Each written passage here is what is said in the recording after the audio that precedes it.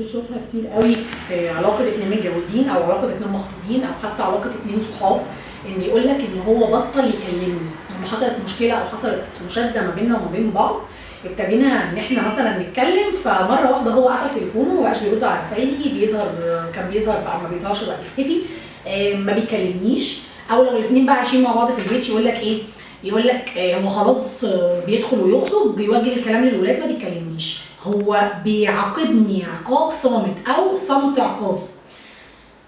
احنا كلنا في حياتنا شخص على الاقل مره او مرتين اتعامل معانا بمبدا الصمت العقابي. طب ايه هو الصمت العقابي؟ هو الطريقه او طريقه التعبير اللي بيستخدمها البارتنر عشان بيتخيل جدلا ان دي الطريقه اللي بيعاقب بيها البني ادم او البني ادم اللي معاه. طيب ازاي نحل الصمت العقابي وايه هي اسباب الصمت العقابي؟ اسباب الصمت العقابي اولا احنا لازم نعذر الناس اللي عندها صمت عقابي. ليه بقى؟ لان الشخص اللي بيعمل لك صمت عقابي او الشخص اللي ما بيكلمكش ومتخيل ان الكلام معاك ده يعني منحه ونعمه انت ما تستاهلهاش، هو شخص اصلا عنده مشكله قويه في تقديره ذاته، شخص مش متعود يحل مشاكله، شخص مش بيواجه، شخص بيهرب. فبالتالي اصعب حاجه بالنسبه له ان هو تقعده قدامك كده فيس تو فيس وتقول له هو ايه اللي حصل، هو ما عندوش كلام يقوله، وعشان هو ما عندوش كلام يقوله بينسحب. بس بما ان انت شخص حساس ويهمك امره، فانت هتقعد تضرب اخماس في اسداس، وده بيبسطه، ده بيخليه دايما كده في حاله فخر وحاله غرور ان هو كده ارضى غروره. طيب نعمل ايه في الناس اللي بتعاقبنا صمت عقابي؟ ببساطه شديده سيبه. اللي يقرر ان هو يختفي سيبه، اللي يقرر ان هو ما يكلمكش سيبه. ليه بقى سيبه؟ لان انت لازم تعرفه ان اللي بيحصل ده مش فارق معاك، يعني الموضوع مش كبير قوي.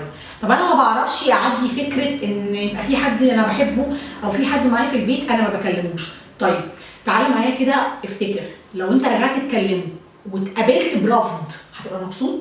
لو انت كلمته واتقابلت بكبرياء وعنفوان جامد جدا ان هو يعني لا انت مش فارق معايا وكمل في الصمت العقابي، يبقى انت كده بتساعده انه بدل ما يبقى المده الزمنيه بتاعت الصمت العقابي مثلا اسبوع، لا هو ممكن يكملها شهر لان هو وصل للي هو عايز يوصل له.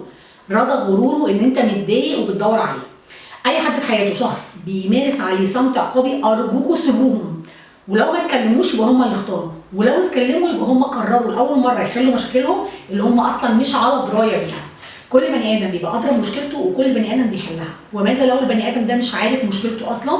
يبقى دي مش مشكلتك انت. احمي نفسك من الصمت العقابي وابتدي دور على نفسك، انت مش مضطر تحاسب على مشاريب حد هو اصلا مش مدرك ان اللي بيعمله غلط. شكرا.